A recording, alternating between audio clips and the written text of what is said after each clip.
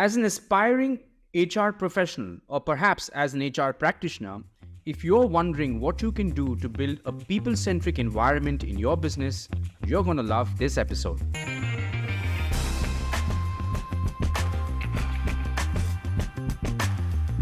Welcome to the Zista Podcast, where we invite industry leaders and academicians to answer questions that students have within a particular area. Today, we're going to focus on how do you create a people-centric environment, a people-centric business, one that focuses on productivity, creativity, innovation, and managing talent in the most effective manner. Joining us today is Vikrant Kapur. He's a Vice President for Human Resources at the APAC level. He works with Technicolor, has 24 years of experience, and has worked with some amazing firms like Genpact, Accenture, Conduent, and Better.com. Let's go straight into this session. Welcome to the podcast, Vikrant. We're delighted that you're here with us today. Thank you so much for having me over, Amit. Glad to be here. I thought I'd start by asking you about your career journey. Can you tell us some of the pivotal moments that led you to your current role with Technicolor? I'll have to start really about 24 years ago. I had never imagined that I'm going to get on the human resources side. I come from the business, Amit, and during my initial years, I toggled between business and HR roles. But a very specific event in 2007 led me to, or pivoted me to the HR role for good. I remember, 2007 was also when the financial crisis of that time hit us. At that time, as a part of the business, I'd set up a very solid and a very successful initiative. But because of the securities crisis at that time, that initiative was being shut down. There were about 35 very talented people on that team, and I was asked to let go of them. Okay. I honestly expected a lot more partnership. I was on the business side at that time, and I honestly expected a lot more partnership and thinking coming from my HR partners. And I realized that I was probably expecting too much at that time. This was still 2007. The human resources function had not seen the transformation that it has gone through in the last several years. So I took it upon myself, Amit, to ensure that each of those 35 very talented people, and I'm still in touch with 7 of them, I took it upon myself to ensure each of those people get placed based on their skill sets, based on their strengths, either within that conglomerate or outside. Yes. I think that was my first human resources like stint, a proper stint to ensure that I moved people into roles that fit their skill sets, facilitating that movement, working with a lot of partners to figure out those roles and facilitating that movement. Since then, I've honestly been very intentional about my career journey on the HR side. I've led a lot of transformational roles across my career. I've done massive IT transformation of the recruitment practices, set up global shared service centers across the world, established strong learning and development practices. So been there, done that pretty much. At Better Mortgage was when I first, for the first time across my human resources career, I moved to an India people head role. Right after Technicolor fit in very well, since it was expanding my experience from India geography to head up HR for a broader global footprint at Technicolor. So that's pretty much it. That's how I've traversed my journey on the human resources side. Amen. It's really interesting to hear. And what strikes me is that there was this moment in time where you felt compelled to take action, look after other people, look out for them, and really help them secure jobs. That's so heartening to hear.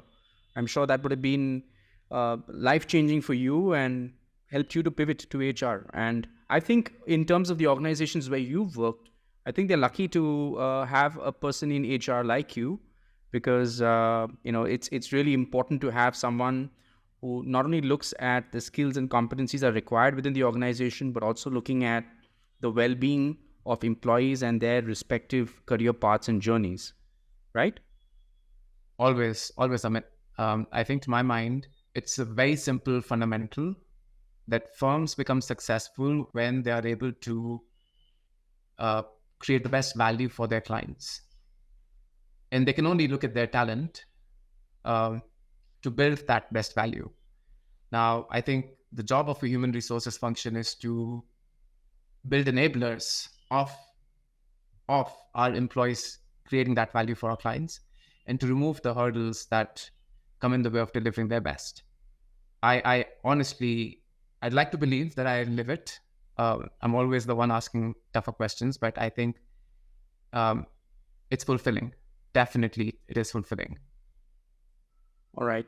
So it's really interesting that you're handling a more APAC kind of role at Technicolor. And prior to this, you were at Better.com, where you, as you said, you were managing a India head kind of role. Now, Yes. what's really interesting is that in a span of 2 years, you really helped that organization scale from, say, 600 employees to 4,200 employees. I hope I've got the numbers right. True. So Better Mortgage set up its office in India, I think, in 2016. The first few years saw steady growth. When I joined, and I joined them in 2020, um, the organization was about 600 people strong. And the idea of getting in a full-scale human resources leader was to have the organization scale to become 5,000, 6,000. Of course, we could not get to that part. We scaled up to 4,200 in a year and a half, not 2 years, but Wow. we did that in a year and a half. What was exciting was we were hiring for some really slick commercial roles. People in those roles were dealing with large partner banks across the globe, bundling up securities and working with commercial banks.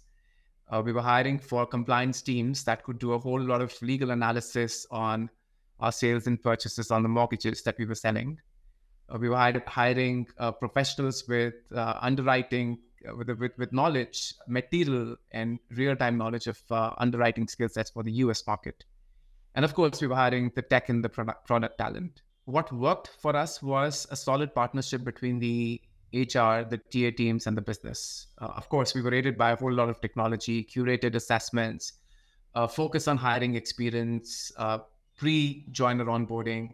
Essentially, that entire, from the time you start sourcing a candidate to the time that candidate agrees to join the firm, how do you manage that experience? How do you go to the point of tracking, even if a candidate is rejected? I shouldn't say rejected, even if a candidate is not selected, did the candidate have an experience, a good experience that would still want to talk about it with their network, with their colleagues? I think that was the endeavor, and we did a pretty decent job of it through the hiring cycle. I think it was also important because most of this was done during the COVID period, right? And it required us to be a lot more sensitive, a lot more thoughtful in how we were planning and executing the entire recruitment process. Of course, engagement, focus on engagement, on candidate engagement, and then supporting our hiring managers, our recruiting team, take their interpersonal relationships to the next level. Creating a white glove experience was critical for the incoming candidates. But I think the most of it all was the whole idea that we wanted our interviewers to interview for success. We wanted our interviewers to select for the talents that candidate had versus declining candidates. And that was a mindset change. I think at Better, there was a lot of path-breaking things that we did to change the entire mindset of how we hired, how we managed our talent. Our retention at that time, and I'm just Sure. that thought brings me to our attrition rates at Better at that time, while the rest of the industry was scaling attrition charts at about 35%, 40%. Attrition at Better was to the tune of 70%. I definitely look at that as one of my biggest achievements. Incidentally, it's not just about scaling up, but I believe you were also rewarded by the Economic Times for the people practices that you implemented, and clearly you're an agent of positive change. You're really about helping an organization do better, do right, what's right by the employees. And when you were talking about scaling up during the time of COVID, sensitizing your hiring team and yet making candidates feel welcome in a completely virtual environment would have been a completely different experience, right? So it's so things that we take for granted today. Now that the world has opened up, we take it for granted again, once again. It's so easy to welcome someone, just have that physical contact of shaking someone's hand, make someone feel reassured. But here you're hiring someone, they're in a virtual environment, and yet you're making them feel welcome and part of the larger family. So I'm sure there was a lot of thinking and a lot of practices that you would have implemented. Yes, no, of course. I think it was building a lot of new muscles for us. What helped was I was supported by a very solid team. I think I only had, prior to my joining Better, I had a head of talent acquisition.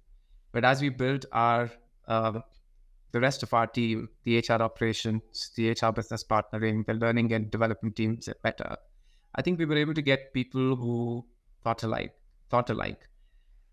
supported by a global team and a country head who was always all about talent. I think we were able to undertake a lot of path-breaking initiatives. It's interesting that you mentioned the Economic Times recognition, because amongst all, I think the two recognitions, credentials that we got, one was the Economic Times and another one was by the Inc. 42 magazine. Economic Times, it judged us as the best places to work for women. We were also acknowledged by the Inc. 42 magazine as amongst the most successful startup offices in Southeast Asia. I think, like I alluded to earlier, I think the idea was very simple. Just make it easy for people to become successful. Ensure that they feel a sense of pride in the firm's success, right? It shouldn't have to be, I'm doing this because of the management. I'm doing this because I feel proud of where I am. Building a sense of camaraderie across the workforce and platforms for them to engage with each other. For instance, a few things that we did differently that I'd never imagined earlier that I could probably do. But for instance, when hiring, we stopped asking candidates for their salary at the previous firm. We would actually start them off at the minimum to the mid of the range of the level that we were being hired at Better, irrespective of their previous compensation. The impact was huge. People wanted to reach out to us, connect with us. And of course, it's not to say that we had a weak hiring process. No, we had a very solid hiring process. We brought in a whole lot of assessments, technology, interactions. It was a full-scale hiring interview. We were a financial firm, right? And a financial firm is in the US is subject to, since 2007, is subject to a lot more compliances than before. Therefore, it was a very rigorous hiring process. Another thing, to your point, that we did was we trued up our spans and layers. We re-architected the entire organization structure to truly build a culture of continuous feedback and development. But that you can't do until you have the right spans and layers at the organization. This gave us a one-time opportunity to provide growth to a lot of our seasoned talent, to provide them career paths to move up the ladder, move up laterally. We supported it with a lot of coaching and learning so that the talent that was aspiring to grow laterally or vertically could build their skills, expand their capabilities. It was very important for us, and that's the third piece that I'm talking about, which also goes back to the Economic Times recognition. So the interesting thing is, Amit, that the Economic Times recognition did not come to us because we applied for it. It came to us as a surprise. The team reached out to us to say that they'd surveyed a lot of working women across the country, and the women who were working at Better, our Better employees, had talked about the firm and its practices, and that is how the Economic Times recognized us. I'd say we did a lot of things that had not been done by that point of time. For example, we equated adoption leaves to the maternity leaves for women. In fact, we actually moved away from I should really call it, we refreshed our young parents policy. Okay. We just refreshed our parents policy, right? We expanded the paternal leave for men who became parents. We added in a lot more benefits for women who just become mothers. We sensitized the organization in a massive way to understand. We were working with a lot of partners in UK and the US, and we sensitized the organization. 6 p.m. to 9 p.m. is also the time when a lot of our women employees, the truth be told, are probably looking after the kids or working with their husbands to lay the table, the dinner, etc., etc. So we have to be thoughtful about the time we set up calls with them. I think all of those initiatives, the intent more than anything else, was very, very welcomed by our employees and, of course, our women employees for sure. It's so nice to hear you talk about this. When you're thoughtful and you do something with the right intention, it does have multiple benefits. The recognition was definitely a validation of the effort that you all put in. And as you rightly explained, you all didn't do it for the recognition. It just happened as a byproduct. What you were really focused on is the well-being of your employees and creating an environment of trust, but also of high productivity. So it's really interesting for you to find that balance. Absolutely. Coming to your current company, how are you fostering a people-centric culture? And do you think it impacts, how you engage with talent, how you acquire talent? Let me ask a second question first. I've always believed that talent that is connected with a firm feels inspired, feels that they have a place in the firm's success story and is able to deliver and learn at the firm. That talent becomes your spokesperson. So yes, our talent acquisition strategy at my current firm, at my previous firms, has been driven by, very importantly, by our existing talent. Coming back to your first question, which is around talent practices and how do we foster a people-centric culture, I think to me, it's all back to basics, right? Like I said earlier, a firm fundamentally wants to deliver its best work to its clients. Sure. In order for the firm to deliver the best work, we have to enable our people to deliver their best work, right? So why should my employees struggle in an ecosystem that puts a premium on a cookie cutter approach, right? I mean, the bell curve, for instance. Why should an employee's potential or performance be very synthetically managed by a bell curve performance philosophy or a tenure-linked promotion practice, right? The accent has to be on performance and removing hurdles to that performance. I think that's what is a leader's responsibility at any firm, any industry. I think over the last several years, I've determined what I call the EAL strategy, which is experiences, engagement, and learning. When you're able to focus on how am I building smooth, easy experiences for my employees from the perspective of, can they apply for the leaves or do I make it easy for them? Do I make it easy for them to attend calls? Do I make it easy for them? The multiple things that the touch points in the organization, how simplified are those touch points? The second is engagement. How am I building that camaraderie? How am I getting my folks together in different touch points, having them rub shoulders together, work in the trenches, a lot of teaming. And the third is learning, right? When you're able to get the three together, it truly electrifies your talent ecosystem. And that unlocks potential because people then want to do more. People want to be able to deliver more. And the best part is they enjoy doing that. And they enjoy the stint at the firm. To me, that is very, very critical. I don't want to make light of this to say employees should have fun at a firm. They absolutely are. Employees should enjoy their stint at firm. They should have fun at the firm. It should leave them with a great memory of the network they built. It should leave them with a beautiful memory of their achievements at the firm, the leadership conversations, the dialogue, the engagement, etc., etc. I think another key element is, now this one requires a whole lot of work. I don't think I'm done myself exploring this, but removing psychological barriers, fears, the fear of asking a question or a fear of failure.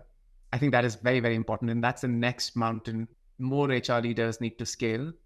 It requires a lot of structured and coaching-based approach of the leadership at the firm before anyone else. I think to me, that's the next step in how do we foster people-centric culture. Yeah. Absolutely. When you remove the element of fear, you're actually unlocking a lot of potential for innovation, for creativity to come forth. Absolutely. Because if you're not going to get penalized for failing, you'll be more willing to experiment, to try new things.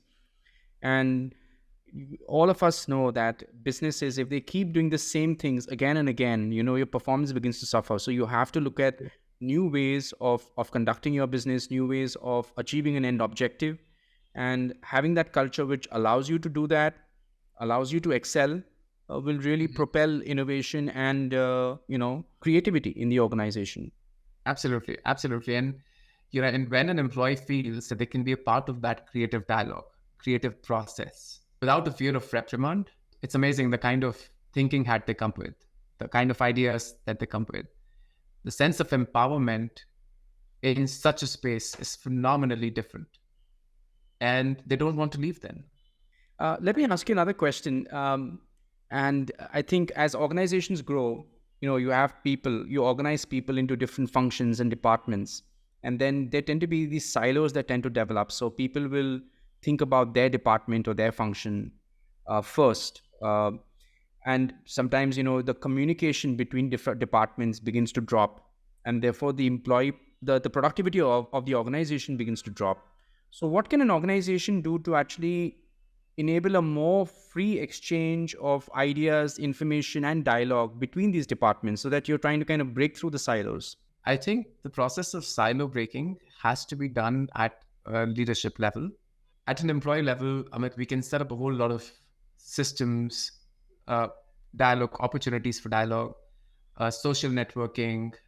A lot of that can be set up for our employees to share and exchange ideas, etc., etc. But I think this breaking of silos has to happen at a leadership level. To my mind, it's always been a question, and I have asked that question in the past. To my mind, it's always a question of what's a trade-off? Is it a trade-off between a functional priority or the aspiration of a functional leader versus um, the aspiration of the firm or the firm's priority? I think and as HR leaders, I think a lot of it is our responsibility to initiate that dialogue uh, amongst functions and functional leaders. When you have that dialogue, I've always seen mature responses come to that.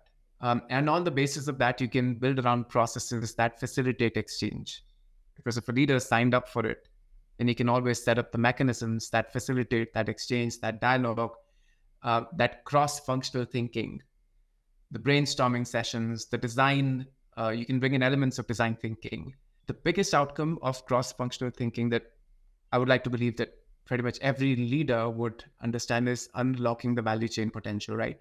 Because every function either precedes or follows another function. And when you're able to tee them up in a manner that each function is working towards expediting the creation of value chain across that value chain, most leaders align with that sense of change and the need why there needs to be greater cross-functional collaboration. So yes, to my mind, it's more at a leadership level than at an employee level, because once the leadership is aligned, then you can definitely and easily create those ecosystems where our employees are able to exchange, brainstorm, come together, and solve real world problems in those functions. It's really nice, Vikrant. I like the way you've just laid out some of the really important ingredients. So, one is to create a culture where people feel free to talk and make themselves heard.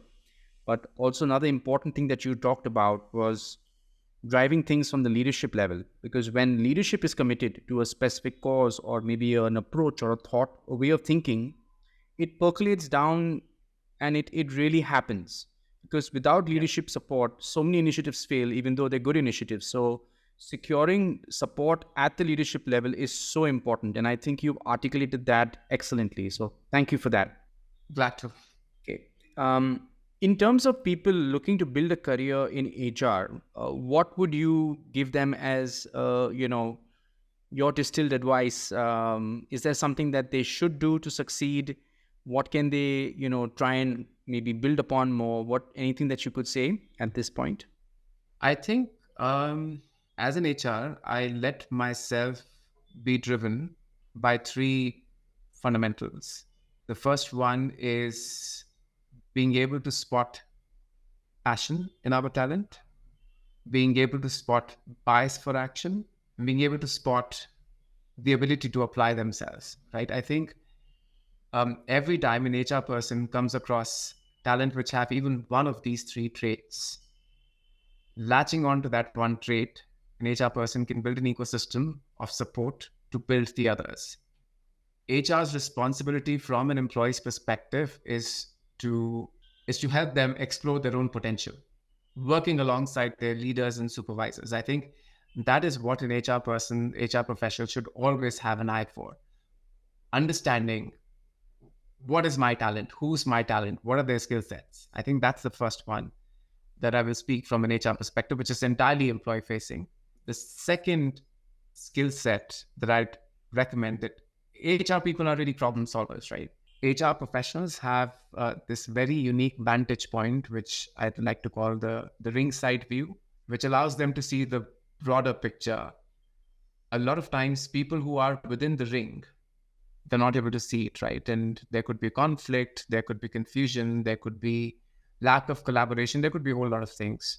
But that's another skill that the HR team gets to a firm, which is that ringside view, so that you can guide, coach, and counsel the players within the ring of what they could do better to solve a problem, solve a challenge, resolve a conflict, collaborate better.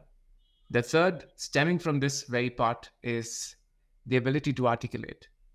The ability to articulate what next, what if, what's the next best, the trade-offs, the ability of initiating a dialogue or a conversation to resolve those conflicts. I think, to my mind, these three things, from a talent perspective, from an organization perspective, and then having a view to the challenges in the organization and leading the organization to solve those challenges. To my mind, how I look at HR's responsibility or skill sets or talents. It's been a pleasure hosting you on the podcast, Vikrant. I'd like to thank you for making time in your busy day for joining us, and I really enjoyed this interaction. So thank you for coming here. Likewise. Pleasure's mine, Amit. Great speaking with you. That was a really insightful session. I really like the fact that Vikrant focused on aspects that are grounded in real-world insight and practice. I hope you enjoyed this episode. Subscribe to our channel, keep getting updates as and when new content goes live. Follow us on Google Podcasts and Apple Podcasts. Our handle is the Zista Podcast. This is your host, Amit Ahuja, signing out. Till we meet again, stay curious.